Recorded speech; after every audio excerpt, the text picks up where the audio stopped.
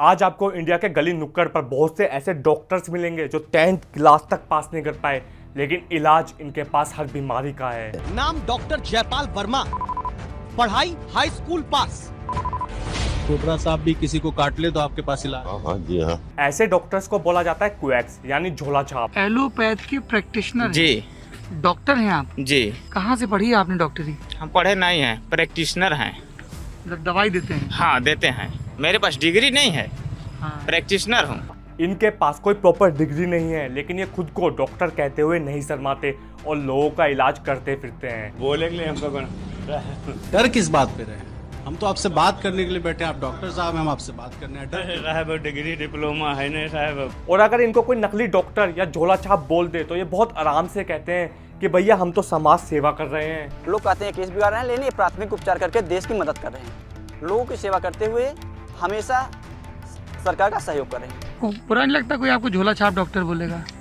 कैसे झोला छाप कैसे डॉक्टर बोल देगा? हाँ। वो जब आधी रात को तबीयत खराब होता है तो वहाँ हम मौजूद हैं, बीपी नापने के लिए हम मौजूद हैं। हाँ। बड़ा डॉक्टर सुई लिख देता है तो यहाँ देने के लिए हम मौजूद हैं, तो झोला छाप कैसे कह देगा? लेकिन यही समाज सेवा आज लोगों के लिए भारी पड़ रही है, क्योंकि अब बहुत से केसेस ऐसे देखने को मिल रहे हैं जहां लोग परमानेंटली डिसेबल्ड हो रहे हैं।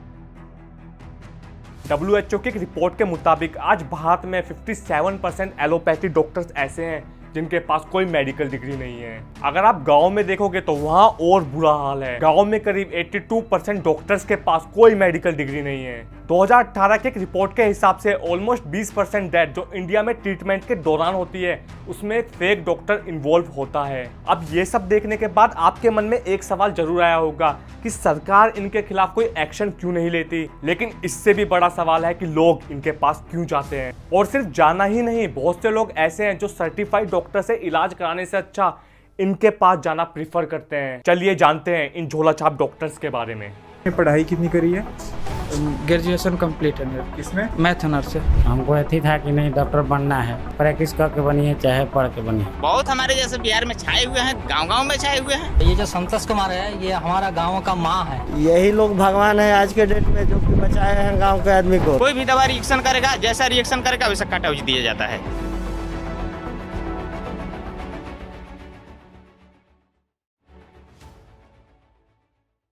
आज इंडिया के अंदर दुनिया भर में सबसे ज़्यादा मेडिकल कॉलेजेस हैं और इंडिया के अंदर ही सबसे ज़्यादा पढ़कर डॉक्टर्स निकलते भी हैं। लेकिन फिर भी आपको कुछ ऐसे डॉक्टर्स मिलेंगे जो दुनिया का इलाज करने के लिए अपने कंधे पर एक थैला टांग कर निकल पड़ते हैं। इन झोला छाप डॉक्टर्स ने अपने खुद के क्लिनिक और हॉस्पिटल्स तक खोल रखे हैं, जहां ये लोगों की सर्जरी तक कर डालते हैं। Operations were being performed even though no one in the hospital was a qualified surgeon. Medicines were being prescribed by people who were not qualified doctors. लेकिन जब प्रिस्क्रिप्शन देने की बात आती है तो ये आपको एक पुड़िया थमा देंगे या फिर एक खाली पेपर पर दवाई का नाम लिख देंगे। इनके पास ऐसा कोई पेपर नहीं होता जिस पर इनका नाम लिखा हो, और डिग्री तो है ही नहीं। अब ये जो झोला छाप डॉक्टर्स हैं, इन सभी के अंदर एक सिमिलैरिटी होती है। ये कभी ना कभी एक एक्चुअल डॉक्टर के साथ काम करके अपने करियर की शुरुआत करते हैं। 4-5 दवाई का नाम सीख लेते हैं और अपनी प्रैक्टिस डाल देते हैं। अब बहुत से लोग बोलेंगे कि झोला छाप डॉक्टर्स तो हर जगह हैं और ये गरीबों का इलाज ही तो कर रहे हैं, इसमें प्रॉब्लम क्या है?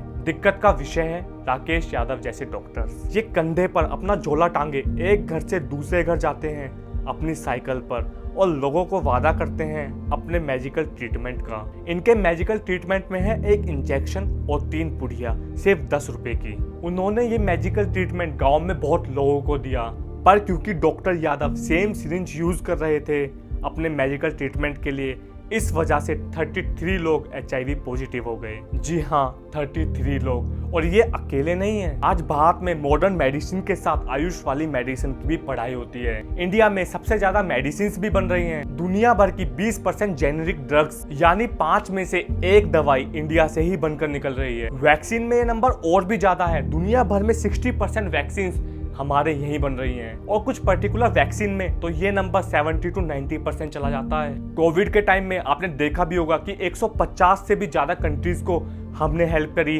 वैक्सीन और मेडिसिन पहुंचाकर। अब यहाँ एक बहुत बड़ा सवाल है कि देश में इतने ज्यादा मेडिकल एडवांसमेंट के बाद भी इतने ज्यादा झोला छाप क्यों? चलिए इनसे मिलिए। यह है शुभेंद्र भट्टाचार्य। ये बंगाल के हावड़ा की लोकेलिटी में बहुत फेमस हैं।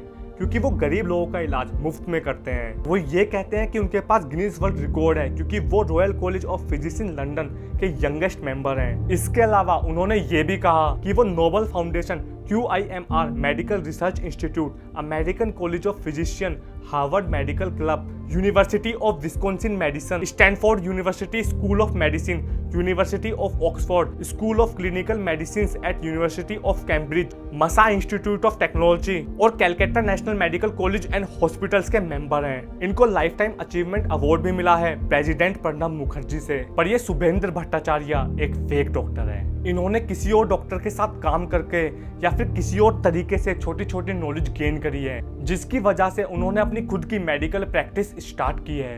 पर आपको ऐसे झोलाछाप डॉक्टर्स रूरल एरियाज में ज्यादा देखने को मिलेंगे क्योंकि वहाँ कोई एक्चुअल डॉक्टर ही नहीं होता।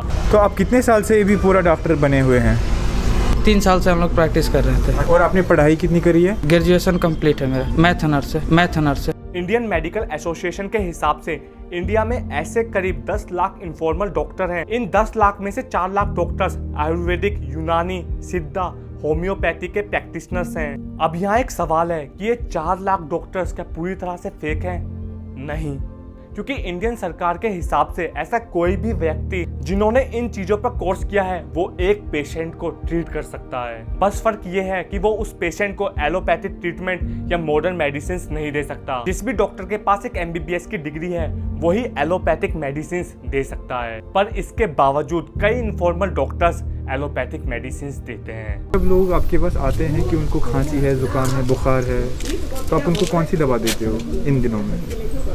हम इन्हें पैरासीटामोल देते हैं, एजिथ्रल देते हैं, एजिथ्रल ग्रुप के, क्लोरोफेनिकल ग्रुप देते हैं, विटामिन C देते हैं। अब इसका ब्लेम किस पर जाता है? इंडियन मेडिकल सिस्टम पर, क्योंकि आज हमारा हेल्थ केयर इंफ्रास्ट्रक्चर इतना कमजोर हो चुका है कि लोग झोलाछाप डॉक्टरों के पास भाग रहे हैं। अब यहाँ बहुत से लोग बोलेंगे कि गवर्नमेंट हॉस्पिटल्स भी तो हैं, लोग वहाँ क्यों नहीं जाते? आप सही हैं, और आज लोग मजबूर भी हैं गवर्नमेंट हॉस्पिटल जाने के लिए। अब यहाँ मजबूर शब्द का इस्तेमाल इसीलिए कर रहा हूँ क्योंकि गवर्नमेंट हॉस्पिटल की हालत छुपाई नहीं छुपती। एक सर्वे ने दिखाया कि 72,000 गवर्नमेंट हेल्थ केयर सेंटर्स ऐसे हैं जहाँ पेशेंट को तो छोड़ो, स्टाफ तक के लिए टॉयलेट नहीं है, और 40,000 हेल्थ सेंटर्स ऐसे हैं जहाँ बिजली तक नहीं है। एक एक्सरे जैसी बेसिक नीड भी आपको वहाँ देखने को नहीं मिलती। मई 2023 के एक रिपोर्ट से पता चला कि सरकार गवर्नमेंट हॉस्पिटल की बिल्डिंग तो बना चुकी, लेकिन डॉक्टर्स को हायर करना भूल गई। आज गांव में सर्जन, फिजिशियंस, ऑर्थो के डॉक्टर्स, बच्चों के डॉक्टर्स की शॉर्टेज 80% तक पहुंच चुकी है। अगर आप एम्स जैसे बढ़िया सरकारी हॉस्पिटल में डॉक्टर का अपॉइंटमेंट लेने जाओगे तो आपको 8-8, 10-10 घंटे लाइन में लगना पड़ेगा, और तब भी जो आपको अपॉइंटमेंट मिलेगा वो 1 हफ्ते बाद का मिलेगा। जो लोग गांव से बहुत दूर से आते हैं वो लोग फुटपाथ पर सोकर डॉक्टर से मिलने तक का इंतजार करते हैं। Outside a prestigious hospital in New Delhi, hundreds of sick people wait in hopes of getting medical treatment or even a consultation. WHO का बोलना है कि 1000 लोगों पर कम से कम 1 डॉक्टर होना चाहिए, लेकिन हमारे देश में 6 ही ऐसे स्टेट्स हैं जहाँ पे ये रेशियो मेंटेन्ड है। बाकी जगहों पर हालत बहुत ज्यादा गंभीर है। झारखंड, हरियाणा, उत्तर प्रदेश, बिहार, इन स्टेट्स में 3000 से 8000 की पॉपुलेशन पर सिर्फ 1 डॉक्टर मिलता है। और ये हालत तब है जब डॉक्टर्स की लिस्ट में एलोपैथी, यूनानी, होम्योपैथी सब शामिल है। अगर हम सिर्फ एलोपैथी डॉक्टर देखें तो ये नंबर और ज्यादा खराब हो जाएगा। और ये जो आप लिस्ट देख रहे हो इसमें सरकारी और प्राइवेट हॉस्पिटल दोनों इंक्लूड हैं। अब एक मिडिल क्लास तो प्राइवेट हॉस्पिटल को अफोर्ड ही नहीं कर सकता, तो अगर हम सरकारी हॉस्पिटल्स देखें तो आप लोगों की आंखें फटी रह जाएंगी, क्योंकि पूरे देश में एक नेशनल एवरेज है 11,500 लोगों पर 1 डॉक्टर। और अगर आप स्टेट वाइज देखें तो एक सरकारी डॉक्टर के ऊपर बिहार में 28,000 की पॉपुलेशन है, यूपी में 19,000, झारखंड में 18,000 और MP में 16,000। अब ये नंबर भी पूरे स्टेट के एवरेज डाटा से निकाला जाता है। थोड़ा और डीप जाओगे और सिर्फ गांव के अंदर देखोगे तो दिमाग हिल जाएगा। ये जो 20,000, 30,000 लोग एक सरकारी डॉक्टर पर निर्भर हैं, ये उन डॉक्टर्स तक पहुंचे कैसे, ये भी एक सोचने वाली बात है। एक सिंपलेस्ट ट्रीटमेंट के लिए आपका डॉक्टर आपसे 50 से 60 किलोमीटर दूर बैठा होगा, और वो भी एक ऐसे एरिया में जहाँ लोगों के पास ना गाड़ी है और ना ढंग के रोड। सड़क न होने के कारण समय पर अस्पताल न पहुंचा सके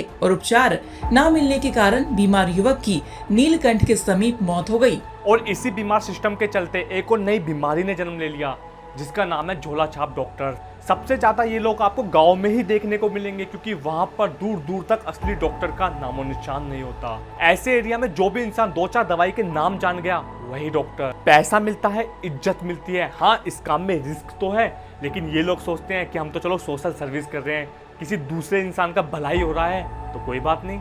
अब गरीब लोग भी झोला छाप डॉक्टर्स के पास इसलिए जाना ज्यादा प्रीफर करते हैं क्योंकि जब ये लोग गवर्नमेंट हॉस्पिटल्स में गए तो इन लोगों पर किसी ने ध्यान ही नहीं दिया। द प्रिंट की एक रिपोर्ट में कुछ लोगों के स्टेटमेंट्स ऐसे थे जो गवर्नमेंट हॉस्पिटल की जगह झोला छाप डॉक्टर्स को प्रीफर करते थे। जैसे कि तूफान सिंह, ये अपने 6 साल के बच्चे का जब इलाज कराने झोला छाप डॉक्टर के पास जाते हैं तो ये कहते हैं कि गवर्नमेंट हॉस्पिटल्स में जाने का क्या फायदा, वहाँ हम लोगों पर ध्यान ही नहीं दिया जाता। तो भैया मुझे फर्क नहीं पड़ता इसके पास डिग्री है या नहीं, ये मेरे बच्चे को 2-4 दवाई देकर ठीक कर देता है, मैं तो अपने बच्चे का इलाज इसी से कराऊंगा। और दूसरे हैं गौरी शंकर, ये अपनी पत्नी को गवर्नमेंट हॉस्पिटल लेकर जाते हैं। कहते हैं वहाँ हमें एक पैरासीटामोल दी और वापस भगा दिया। वो वापस अपने घर लौट आए और फिर झोला छाप डॉक्टर से इलाज करवाया। कहते हैं अब मेरी वाइफ की हालत थोड़ी ठीक है। कहते हैं ये रिस्की तो है लेकिन हमारे पास कोई दूसरा ऑप्शन ही नहीं है। अब गांव में एक और बड़ी प्रॉब्लम है, अगर किसी की तबीयत ज्यादा खराब होगी तो वो डॉक्टर के पास जाने से पहले झाड़ फूक करवाता है। और ऐसे जो लोग हैं जिनको दवाई की नॉलेज नहीं है, जो झाड़ फूक पर विश्वास कर रहे हैं, उनके सामने 2-4 दवाई का नाम जिस इंसान ने ले लिया उनके लिए वही डॉक्टर हो गया। और इन्हीं सभी रीजंस की वजह से झोला छाप डॉक्टर्स अपने आप में आज देश के अंदर एक बहुत बड़ी प्रॉब्लम बनकर खड़ी हो गई है। अब ऐसा नहीं है कि सरकार इनको बैन, अरेस्ट या क्रैकडाउन नहीं कर सकती, ये सरकार के लिए कोई बड़ी बात नहीं है, लेकिन ये सब करने से पहले सरकार को अपने हॉस्पिटल्स और सरकारी डॉक्टर्स पर बहुत सारा पैसा इन्वेस्ट करना पड़ेगा। क्योंकि अगर किसी की तबीयत खराब हो जाए तो उस इंसान को 40-50 किलोमीटर दूर ना जाना पड़े। लेकिन जब कोविड आया तब एमपी के अंदर बीजेपी के एमएलए झोला छाप डॉक्टर्स को कोविड वॉरियर्स बनने की बात करते हैं। और बिहार में एक सरकारी अफसर कहते हैं कि हमें झोला छाप डॉक्टर्स को ट्रेनिंग देनी चाहिए ताकि वो कोविड में लोगों की मदद कर सकें। तो ऐसा नहीं है कि सरकार को इन झोला छाप डॉक्टर्स के बारे में पता नहीं है, ये सब जानते हैं, लेकिन हमारा हेल्थ केयर इंफ्रास्ट्रक्चर इतना ज़्यादा खराब है कि वो सब कुछ चुपचाप होने दे रहे हैं। लेकिन यहाँ एक और बड़ा सवाल होगा कुछ लोगों का कि जब इंडिया में इतने ज्यादा कॉलेजेस हैं तो डॉक्टर क्यों नहीं? क्योंकि अगर हम बहुत से अच्छे सरकारी इंस्टीट्यूट में देखें, हर साल एक अच्छे इंस्टीट्यूट से सिर्फ 100 से 150 ग्रेजुएट ही निकलते हैं। जैसे अगर हम एम्स दिल्ली के अंडर ग्रेजुएट कोर्स से निकलने वाले डॉक्टर्स की बात करें तो इनका नंबर सिर्फ 72 है हर साल का। और इन 72 सीटों के लिए 80 से 90 हजार स्टूडेंट की फाइट होती है। अब जिन बच्चों का एडमिशन ऐसे इंस्टीट्यूट में होता नहीं, वो प्राइवेट इंस्टीट्यूट में एडमिशन ले लेते हैं और वहाँ उनकी ट्रेनिंग अच्छे से नहीं होती। और ज्यादातर प्राइवेट मेडिकल कॉलेजेस को बिजनेसमैन या पॉलिटिशियंस रन करते हैं जिनके पास कोई एक्सपीरियंस नहीं है इन मेडिकल और एजुकेशनल इंस्टीट्यूट चलाने का, क्योंकि इनका मेन मोटिव है पैसा कमाना। और ये गवर्नमेंट इंस्पेक्शंस भी आसानी से पास करा लेते हैं। जैसे हरियाणा का ये आदेश हॉस्पिटल और मेडिकल कॉलेज, इन पर कई एलिगेशंस लगे, इसलिए मेडिकल काउंसिल ऑफ इंडिया ने कुछ ऑफिसर्स भेजे इंस्पेक्शन के लिए। अब किसी भी मेडिकल कॉलेज के लिए ये इंस्पेक्शन बहुत जरूरी है। अब मेडिकल काउंसिल की गाइडलाइन के हिसाब से स्टूडेंट को अच्छी तरह टेस्ट के लिए किसी भी कॉलेज और हॉस्पिटल में अच्छे खासे पेशेंट होने चाहिए। अगर ज्यादा पेशेंट होंगे तभी उन्हें ढंग का एक्सपीरियंस मिलेगा, लेकिन इनके पास इतने पेशेंट थे नहीं कि वो स्टूडेंट को ढंग का एक्सपीरियंस दे पाए। तो अब ये इंस्पेक्शंस को पास कैसे करें? वो पास के गांव के सरपंच के पास गए और उनको बोला कि वो कुछ गांव वालों को हॉस्पिटल भेज दें पेशेंट की एक्टिंग करने के लिए, और उनको वादा किया कि इस एक्टिंग के लिए उनको अच्छे खासे पैसे मिलेंगे। अब ऐसे मेडिकल कॉलेजेस में इतने पेशेंट होते नहीं हैं क्योंकि गांव वालों के लिए ऐसे हॉस्पिटल्स बहुत एक्सपेंसिव होते हैं। और ऐसे मेडिकल हॉस्पिटल्स गांव में इसीलिए सेटअप किए जाते हैं क्योंकि वहाँ लैंड कॉस्ट बहुत कम है। इसीलिए मेडिकल इंस्पेक्शन के दौरान ये गाँव वालों का फ्री मेडिकल चेकअप करते हैं, चाहे पेशेंट बीमार हो या ना हो।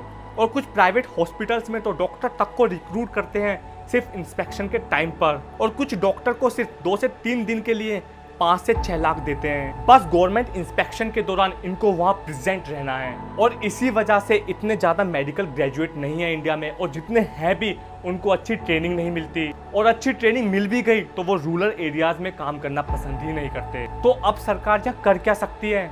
देखिए, आज इंडिया में सब कुछ डिजिटल हो रखा है, हर किसी के पास मोबाइल फ़ोन है, और आज तो ऐसे बहुत से ऐप भी बन चुके हैं जहां डॉक्टर्स आपको ऑनलाइन देखकर दवाई रिकमेंड कर देते हैं। तो सरकार अगर सिर्फ 2 चीज कर सकती है तो बहुत सी प्रॉब्लम सॉल्व हो जाएंगी।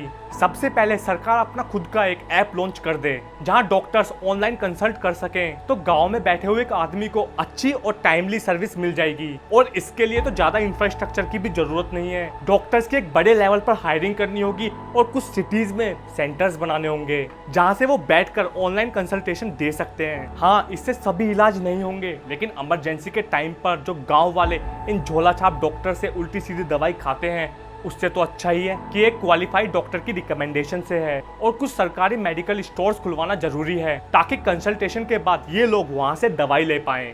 बाकी अगर थोड़ा सा और अच्छा कर दे सरकार तो गांव-गांव में सरकारी छोटे छोटे क्लिनिक खोल दे और वहां सभी डॉक्टर्स को रिक्रूट करने की भी कोई जरूरत नहीं। अगर कहीं ज्यादा दिक्कत है तो उस टाइम अवेलेबल डॉक्टर अपने सीनियर डॉक्टर से बात करके एक अच्छी मेडिसिन प्रोवाइड कर सके, तो उससे इन झोला छाप डॉक्टर्स पर डिपेंडेंसी खत्म होगी लोगों की। लेकिन इन सभी चीजों में लगेगा बजट, और आज भारत की जीडीपी का सिर्फ 2.1% पब्लिक हेल्थ केयर पर खर्च होता है, जिसको 2025 तक बढ़ाकर 2.5% तक करने का प्लान है। हर एक आदमी पर अगर देखें तो भारत सरकार सिर्फ 4,470 खर्च करती है एक साल में। यूएस के अंदर ये नंबर देखोगे तो 10 लाख रुपए है। अब बहुत से लोग बोलेंगे कि वहां पर पॉपुलेशन कम है और परचेजिंग पावर बहुत ज्यादा है और इलाज भी महंगा है, लेकिन अगर आप चाइना को भी देखोगे तो वहां भी सरकार हर इंसान पर 28,672 रुपए खर्च करती है, यानी भारत से करीब 5 गुना ज्यादा नंबर है। तो इस गैप को फिल करने के लिए थोड़ा सा बजट बढ़ाने से कुछ नहीं होगा। और ऐसा नहीं है कि इंडिया में डॉक्टर्स कम निकलते हैं, अगर हम प्राइवेट कॉलेजों को मिला दें तो ये नंबर 50,000 पर है।